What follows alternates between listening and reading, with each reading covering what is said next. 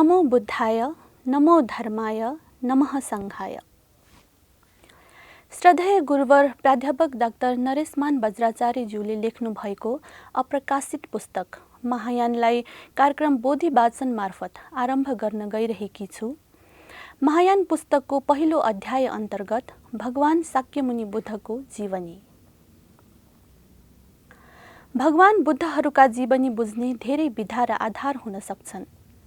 बुद्ध धर्मका प्रवर्तक भगवान शाक्यमुनि बुद्धलाई ऐतिहासिक महामानवका रूपमा वैज्ञानिक अध्ययन अनुसन्धानको माध्यमबाट बुझ्नु एक ऐतिहासिक विधा हो। यो वर्तमान समयमा बहुप्रचलित विधा हो। यस विधा अनुसार इतिहासलाई सिद्ध गर्ने स्रोतहरूको मात्र प्रयोग गरिन्छ। शाक्यमुनि बुद्धको जीवनी धर्म, दर्शन, अभ्यास आदिसँग सम्बन्धित छ। उहाँको जीवनीलाई ऐतिहासिक विधाले मात्रै बुझेर व्याख्या गर्दा बुद्ध, धर्म, दर्शन र अभ्यासलाई साङ्गोपाङ्गो रूपमा हृदयङ्गम गर्न सम्भव हुँदैन। तसर्थ उहाँको जीवनीलाई जस्ताको तस्तै बुझ्न र व्याख्या गर्नका लागि बौद्ध ग्रन्थहरू, बौद्ध दर्शन र बौद्ध अभ्यासको विधाबाट बुझ्नु पर्दछ। त्यति मात्रै होइन, बौद्ध यान अनुसार, निकाय अनुसार, सम्प्रदाय अनुसार पनि बुझ्नु पर्दछ। यसरी बुझ्नका लागि तत्तत यान, सम्प्रदाय, निकायका सम्बन्धित ग्रन्थ, परम्परालाई बुझ्नु जरुरी हुन्छ। यस प्रकार विविध स्रोतका आधारमा विविध विधाबाट बुद्ध जीवनीलाई बुझ्नु प्राज्ञिक बुझाइ हुन्छ। पाली त्रिपिटक अनुसार स्थविरवाद बुद्ध जीवनी बुझ्नु र बुझाउनु पनि अपरिहार्य छ। महासाङ्गिक अन्तर्गत लोकोत्तरवादीनका महावस्तु लगायत संस्कृत ग्रन्थ अनुसार एवं महायानका ललित विस्तर सूत्र अनुसार पनि बुद्ध जीवनी बुझ्नु आवश्यक छ। महायान अन्तर्गत पनि माध्यमिक सम्प्रदाय र विज्ञानवादी सम्प्रदाय अनुसार बुद्धलाई बुझ्नु महत्त्वपूर्ण हुन्छ। ऐतिहासिक दृष्टिले बुद्ध जीवनी बताइने एक ढङ्ग छ भने पाली ग्रन्थको सूत्र पिटकमा खुद्दक निकाय अन्तर्गत निदान कथा अनुसार प्रचलित थेरवाद बुद्ध जीवनी अर्को प्रकार हो। महाकवि अश्वघोष प्रणीत बुद्धचरित र सौन्दरानन्द जस्ता महाकाव्यले पनि बुद्ध जीवनी बुझ्न धेरै हदसम्म मद्दत गर्छन्। त्यस्तै बुद्धघोष प्रणीत सिद्धार्थ चरित महाकाव्य पनि एक स्रोत हो। महायान अवधारणा अनुसार बुद्ध जीवनी बुझ्न ललित विस्तर मुख्य ग्रन्थ हो। महायानका अनुसार हरेक बुद्धका जीवनीलाई 12 चरणमा समेटिनु पर्दछ। अर्थात् बुद्ध जीवनीमा 12 चरण हुन्छन्। ती हुन्: 1. दूषित क्षेत्रबाट च्युति। 2. मातृकुक्षीमा प्रवेश। 3. लुम्बिनी उद्यानमा अवतरण। 4. शिल्प विद्यामा निपुणता एवं कौमार्योचित ललित क्रीडा। 5. रानी र परिवारसहित राज्य ग्रहण। 6. वृद्ध, रोगी आदि 4 निमित्त देखेर ससंवेग प्रवज्या। 7. निरञ्जना नदीको किनारमा 6 वर्षसम्म कठोर तपस्या। 8. बोधि वृक्षमुनि उपस्थिति। 9. मार सैन्य दमन। 10. वैशाख पूर्णिमाको दिन सम्यक सम्बोधि प्राप्ति। 11. धर्मचक्र प्रवर्तन र 12. महापरिनिर्वाण। यी 12 चरणहरूलाई द्वादश बुद्ध चरित्र भनिन्छ। उपरोक्त 12 चरण पाली भाषा र संस्कृत भाषाको एकै ग्रन्थमा पाइँदैन। तसर्थ भिन्न भिन्न ग्रन्थबाट सङ्ग्रह गरेर बुझ्नुपर्ने हुन्छ। यहाँ 4वटा संस्कृत ग्रन्थका आधारमा 12 चरणसहित शाक्यमुनि बुद्धको जीवनी प्रस्तुत गरिन्छ। महावस्तुमा उल्लेखित कथा अनुसार पृथ्वीमा दीपङ्कर बुद्ध विचरण गर्नुभएको समय थियो। 7वटा कमल पुष्प उत्पल लिएर आएकी युवतीलाई मेघ माणवक सुमेध ऋषिले सोध्नुभयो, आज किन नगरलाई सिँगारेको? युवतीले भनिन्, दीपङ्कर बुद्ध नगरमा आउँदै हुनुहुन्छ, त्यसैले नगरवासीहरूले सबैतिर सिँगार पटार गरेका हुन्। मेघ माणवकले भन्नुभयो, तिमी मलाई 5वटा उत्पल देऊ, म दीपङ्कर बुद्धलाई चढाउँछु। तिमी 5 उत्पल चढाऊ। युवतीले मेघ माणवकले मनमनै बुद्ध बनेर जगतको कल्याण गर्न चाहेको थाहा पाइन् र अत्यन्त प्रभावित भइन् होला। यी माणवकको महान सङ्कल्प पूरा गर्न मद्दत गर्न सके भने मेरो जीवन पनि धन्य हुने थियो भनेर सोचेर होला। युवतीले भनिन्, हजुर जहाँ जहाँ जन्मनुहुन्छ त्यहाँ त्यहाँ म हजुरकी पत्नी भएर जन्मन चाहन्छु। यदि हुन्छ भने मात्रै यो 5 उत्पल दिन्छु। मेघमाणवकले भन्नुभयो, म त अनुत्तर सम्यक सम्बोधिको अनुकूल चित्त उत्पन्न गर्न चाहन्छु। कसरी तिमीसँग संयोग विवाहको चित्त उत्पन्न गर्न सक्छु र? युवतीले भनिन्, अनुत्तर सम्यक सम्बोधि चित्त उत्पन्न गर्नुहोस्, म कुनै बाधा पुर्याउने छैन। मेघमाणवकले दीपङ्कर बुद्धलाई उत्पल अर्पण र बोधि चित्त उत्पन्न गर्नका निम्ति ती उत्पल पाउनका लागि ती युवतीलाई पत्नीका रूपमा स्वीकार गर्नुभयो। मेघमाणवकले बुद्धको समीप, अहमपि बुद्धो लोके भविष्यामि, म पनि लोकमा बुद्ध बन्न सकूँ भनी बोधि चित्त उत्पाद गर्नुभयो र कमलको फूल चढाउनुभयो। दीपङ्कर बुद्धले पनि तिमी भविष्यमा शाक्यहरूको कपिलवस्तु नगरमा सम्यक सम्बुद्ध बन्नेछौ भनी भन्नुभयो। तदन्तर बोधि चित्तोत्पाद गरी अनेक जन्म जन्मान्तरसम्म विभिन्न पशु पंक्षी मानिस राजा महाराजा आदिको रूपमा जन्म लिँदै बोधिचर्या गर्नुभयो र सबै पारमिताहरू पूरा गर्नुभयो। अन्ततः पारमिताहरू पूरा भएपछि दीपङ्कर बुद्धले व्याकरण गरे बमोजिम बोधिसत्वले तुषित भुवनमा जन्म लिनुभयो। ललित विस्तार सूत्रमा विस्तारमा उल्लेख भए अनुसार तुषित भुवनमा मधुर तुर्य सङ्गीत बजिरहेको थियो। श्वेतकेतु बोधिसत्व स्मृति र सम्प्रजन्यले युक्त भई बसिरहनु भएको थियो। उहाँ सम्यक सम्बोधि लाभ गर्न तत्पर भई यस भुवनमा बस्न थालेको पनि निकै समय बितिसकेको थियो। अनायासै सङ्गीतको ध्वनिमा प्रेरणादायी गाथाहरू तरङ्गित हुन थाले। ध्वनिले भनिरहेको थियो, हे बोधिसत्व, दीपङ्कर बुद्धले बुद्ध हुनेछौ भनी व्याकरण गर्नुभएको सम्झना छ? तपाईँ स्वयंले दानादि पारमिता पूरा गरी सत्वहरूको कल्याण गर्न बुद्ध बन्नेछु भनी सङ्कल्प गरेको सम्झना छ? जगतको हित गर्ने बेला यही हो। उपेक्षा नगर्नुहोस्। तुषित भुवनबाट च्युति भई मर्त्यलोकमा जन्मेर मार पराजय गर्दै बोधि लाभ गरी क्लेशहरूले पीडित सत्वहरूमाथि धर्म अमृत वर्षा गर्ने समय यही हो। यस्ता प्रेरक गाथाहरू सुनेर बोधिसत्व उत्साहित हुनुभयो। उहाँ धर्मोच्चय नाम गरेको महाप्रसादमा पुग्नुभयो र त्यहाँ उपस्थित बोधिसत्वहरूलाई अबको 12 वर्षमा म पृथ्वीलोकमा आमाको गर्भमा प्रवेश गर्नेछु। बोधिसत्वको आज्ञा सुनेर देवपुत्रहरू ब्राह्मणको भेषमा जम्बूद्वीपमा गई ब्राह्मणहरूलाई वेद पढाउन थाले।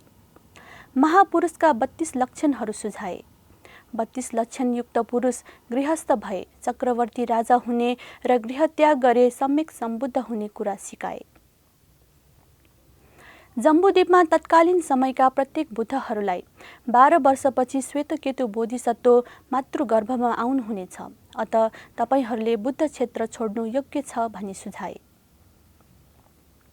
उता तुषित भुवनमा श्वेतकेतु बोधिसत्वले ध्यान दृष्टिले विचार गरी हेर्दा कपिलवस्तु नगरमा शुद्धोधन राजाकी महारानी महामाया देवीको गर्भ सबै प्रकारले शुद्ध र उत्तम देख्नुभयो।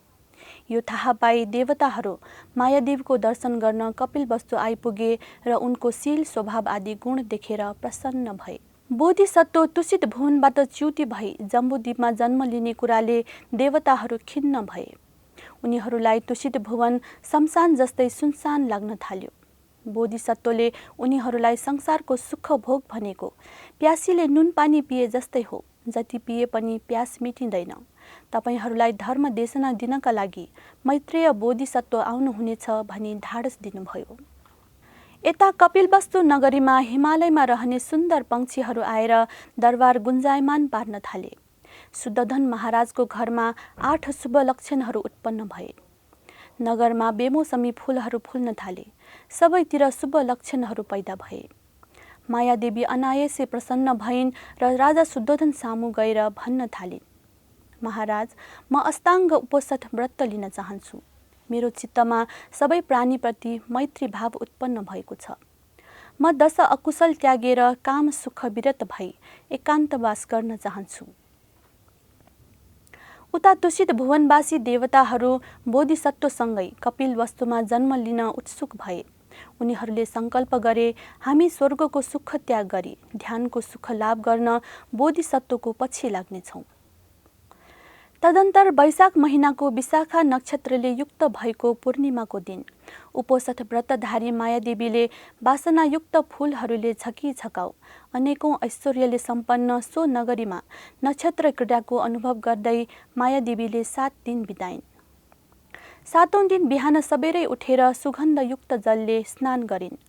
हजारौं याचकहरूलाई महादान दिई सम्पूर्ण अलङ्कारद्वारा विभूषित भएर पवित्र भोजन गरी उनी शयन कक्षमा गई सुतिन्। निद्रामा उनले 6वटा दाँत भएको एउटा श्रेष्ठ श्वेत हात्ती सुवर्ण पर्वतबाट ओर्लिएर आफ्नो कोखमा प्रवेश गरेको सपना देखिन्। प्रातःकालमा रानी मायादेवीले राजा सुद्धोधनलाई आफूले देखेको सपना सुनाइन्। त्यही दिन राजाले सबेरै नगरका प्रमुख ब्राह्मणहरूलाई दरबारमा बोलाए।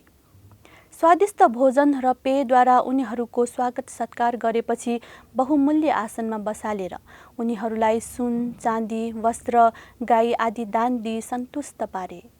तदन्तर राजाले सम्पूर्ण कामना सन्तुष्ट पारिएका ती ब्राह्मणहरूलाई देवीले देखेको स्वप्न सुनाएर के होला भनी सोधे। ब्राह्मणहरूले भने, हे महाराज, तपाईले कुनै चिन्ता नगर्नुहोस्।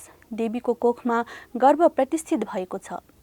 यो पुरुष गर्भ हो। तपाईलाई पुत्र लाभ हुनेछ। पुत्र महान पराक्रमी हुने योग छ। यदि पुत्र घरमा बसेछ भने चक्रवर्ती राजा हुनेछ। यदि घरबाट निस्केर सन्यस्त भएछ भने अज्ञानको आवरण रहित बुद्ध हुनेछ। राजाले मायादेवीलाई बस्नका निम्ति सबै सुविधा सम्पन्न भवन बनाइदिए। बोधिसत्व मायादेवीको गर्भमा साल नालबाट असम्पृक्त रही रत्नव्यूहभित्र कुटागारमा बस्नु भएको थियो। कुटागारमा उहाँको शरीर सर्वाङ्ग पूर्ण भएर एकैचोटि उत्पन्न भएको थियो। अरूको जस्तो कलल, अर्बुद आदि क्रमशः विकसित भएर बसेको थिएन। बोधिसत्वको गर्भ प्रवेश भएको 10 महिना पुरा भयो। राजाको सम्मति लिएर मायादेवी लुम्बिनीको सालवनमा आइपुगेकी थिइन्। त्यतिखेर लुम्बिनी वनमा वृक्षको जडैदेखि अग्रभागसम्म सबै प्रकारले फले फुलेका थिए। शाखाहरू र फूलहरूमा रङ्गी बिरङ्गी भ्रमर समूह मधुर स्वरले भुनभुनाइरहेका थिए। नाना प्रकारका पक्षी समुदाय चिरबिर चिरबिर गरिरहेका थिए। जङ्गलको अप्रतिम शोभा देखेर मायादेवीको मनमा सालवनमा क्रीडा गर्ने इच्छा उत्पन्न भयो। उनले राजा शुद्धोधनको कोठीमा गई बिन्ती गरिन्।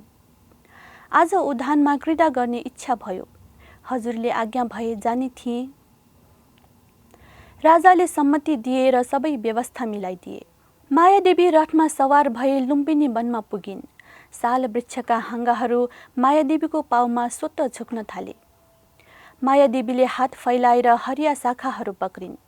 त्यसै बेला लुम्बिनी वनमा मायादेवीको कोखबाट बोधिसत्व सिद्धार्थले जन्म लिए।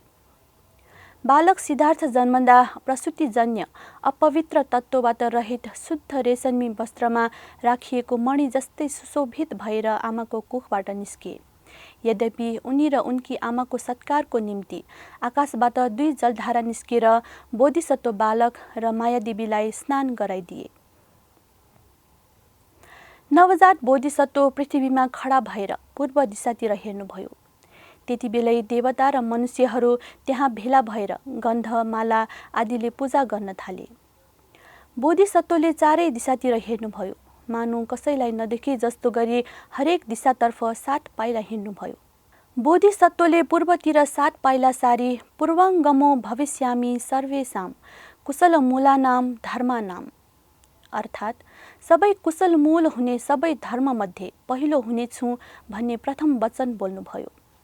त्यसपछि दक्षिण दिशातिर फर्केर 7 पाइला हिँड्नुभयो र भन्नुभयो, दक्षिणेयो भविष्यामि देव मनुष्यानां, अर्थात् देव मनुष्यहरूको दक्षिणीय अर्थात् दक्षिण दिशामा अग्रस्थानमा रहन योग्य हुनेछु। त्यसपछि पश्चिम दिशातिर 7 पाइला हिँड्नुभयो र यस्तो वचन बोल्नुभयो, अहम लोके ज्येष्ठ श्रेष्ठ, इयं मे पश्चिमा जाति, करिष्यामि जाति जरा मरण शान्तम, अर्थात् म लोकमा ज्येष्ठ र श्रेष्ठ हुँ। यो मेरो अन्तिम जन्म हो। म जाति जरा मरण दुःखलाई अन्त्य गर्नेछु। यसरी नै बोधिसत्व उत्तर दिशातर्फ 7 पाइला हिँड्दै यस्तो वचन भन्नुभयो, अनुत्तरो भविष्यामि सर्वसत्त्वानां, अर्थात् सबै प्राणीहरूभन्दा म उत्तम हुनेछु। चारै दिशामा पाइला राखिसकेपछि उहाँ तलतिर 7 पाइला हिँड्दै यस्तो वचन बोल्नुभयो। निहनिस्यामी मारञ्च मारसेनाञ्च सर्वे नेरविकानाम च निर्याङ्गी प्रतिघाताय सह धर्म मेघवृष्टि वर्षस्यामि येन ते सुख समर्पिता भविष्यन्ति। अर्थात् मार र मार सेनालाई म भगाउनेछु, नरकमा परेका सत्वहरूको दुःख हटाउन र उनीहरूलाई सुखानुभूति गराउन धर्म मेघ वर्षा गर्नेछु। अन्ततः बोधिसत्वले मास्तिर 7 पाइला चाल्नुभयो र यस्तो वचन भन्नुभयो। उल्लोकनीयो भविष्यामि सर्वसत्त्वानां, अर्थात् सबै प्राणीहरूले उत्सुकतापूर्वक हेर्न योग्य बनेछु। यी उद्घोषहरू पृथ्वी लगायत त्रिसाहस्र महासाहस्र लोक धातुमा समेत व्याप्त भए। सर्वत्र शुभ सकुनहरू पैदा भए, रोगीहरू स्वस्थ भए, भोकाहरूको भोक मेटियो। जतिखेर बोधिसत्व लुम्बिनीको सालवनमा जन्मिए त्यही समयमा गोपा वा यशोधरा, छन्दक अमात्य, काल उदाई अमात्य, आजानीय गजराज, कन्थक हस्वराज, महाबोधि वृक्ष र खजाना भरिएका 4 घडा उत्पन्न भए। यी सबै एकै समयमा पैदा भए। एक सातापछि लुम्बिनी वनमा मायादेवीको देहान्त भयो। नगरका निवासीहरूले बोधिसत्वलाई लिएर कपिलवस्तु फर्किए। राजकुमारलाई लावा लस्करका साथ दरबारमा भित्राइयो। सर्वत्र शुभ लक्षणहरू प्रकट भए। महाराजले सबै प्रकारको अर्थ सिद्ध भएको देखेर सुदोधनले बालकको नाम सिद्धार्थ राखे। आमाको मृत्यु भएपछि बालक सिद्धार्थको लालन पालन राजा सुदोधनकी कान्छी रानी प्रजापति गौतमीले गरिन्। प्रजापति गौतमी मायादेवीकी बहिनी थिइन्। हिमालय पर्वतमा तपस्यारत असित नामका ऋषिले बालक सिद्धार्थले जन्म लिएको खबर पाए। हिमालय पर्वतबाट अवतरण गरी ऋषि राजमहलमा प्रवेश गरे। आसनमा बसेर उनले भने, महाराज, तपाईलाई पुत्र लाभ भयो भन्ने सुने। म तपाईको पुत्रलाई हेर्न चाहन्छु। बालक सिद्धार्थलाई देख्न साथ ती तपस्वीले झुकेर वन्दना गरे। त्यति महान तपस्वीले बालकलाई प्रणाम गरेको देखेर राजा आश्चर्यचकित हुँदै पुत्रको वन्दना गरे। तपस्वीले बालक बोधिसत्वका लक्षण सम्पत अवलोकन गर्दै यी बुद्ध होलान् कि नहोलान् भनी ध्यान दृष्टिले विचार गरी हेरे। यी अवश्य बुद्ध हुनेछन् भन्ने उनलाई बोध भयो। यी बालक अद्भुत छन्, यति कुरा जानेर मुस्कुराए। फेरि सोच्न लागे, यी बुद्ध हुँदा मैले यिनलाई देख्न पाउला कि नपाउला। ध्यान दृष्टिले भविष्यतर्फ हेर्दा आफूले देख्न नपाउने पत्ता लाग्यो। यस्तो अद्भुत पुरुषलाई बुद्धत्व प्राप्त हुँदा देख्न नपाउनु मेरो दुर्भाग्य हो। यस्तो सोच्दै तपस्वीका आँखामा आँसु भरिए। यसरी तपस्वी घरि मुस्कुराउने घरि रुने गरेको देखेर त्यहाँ भेला भएका सबैले सोधे, तपस्वी, के हाम्रो आर्यपुत्रलाई कुनै सङ्कट आइपर्ने त छैन? यी बालकलाई कुनै सङ्कट आइपर्दैन, यी अवश्य बुद्ध हुनेछन्। त्यसो भए तपाईँका आँखामा आँसु किन दबदबाए त? यस प्रकारका पुरुष बुद्ध भएको देख्न मैले पाउने छैन। यो मेरो बडो दुर्भाग्य हो। यही सोच्दा मेरा आँखामा आँसु भरिए। तदन्तर तपस्वीले मेरा आफन्त मध्ये कसले यिनलाई बुद्ध भएको देख्ने छन् भनी विचार गरी हेर्दा आफ्ना भान्जा नालकले देख्न पाउने थाहा पाए। तपस्वी राजमहलबाट सिधै आफ्नी बहिनीको घरमा गएर नालकलाई सबै वृत्तान्त बताउँदै बुद्ध शासनमा प्रवचन ग्रहण गर्न जाऊ भनी सुझाए। यता बालक सिद्धार्थ दरबारको सुख शैलमा हुर्कँदै गए। उनका निम्ति सबै दोषले रहित धाईहरू राखिएको थियो। सिद्धार्थ अनन्त परिवार तथा महती शोभा र श्रीसँग हुर्कन बढ्न थाले। क्रमशः उनमा आफ्नो अर्को सुख दुःख, यश अपयश, लाभ हानि, जय पराजय जस्ता सांसारिक सम्बन्धहरूप्रति विरक्तिका सङ्केत देखिन थाले। एकपटक खेतमा हल चलाउने मेला आयोजन भएको थियो। समस्त राजपरिवार सिद्धार्थ कुमारलाई समेत लिएर खेतमा पुगेको थियो। राजा समेतले सुनौला हलो जोत्दै थिए। त्यो रमिता हेर्न धाईहरू बालक सिद्धार्थको नजिकबाट अलिक पल्तिर पुगे। वरपर कोही नदेखी बोधिसत्व पलेटी कसेर आसनमा बसे। समय बित्दै गयो, सबै वृक्षको छाया सर्दै गयो, तर बोधिसत्व बसेको वृक्षको वरिपरिबाट छाया हटेन। गोलाकार नै रहिरह्यो। धाईहरू आएर हेर्छन् त बोधिसत्व बिछौनामा आसन मारेर बसिरहेका। घाम पश्चिमतिर ओर्लिसक्दा पनि वृक्षको छाया यथावत रहेको। उनीहरूले यो चमत्कार राजालाई गएर सुनाए। राजा आएर चकित हुँदै आफ्नो पुत्रको दोस्रो पटक वन्दना गरे।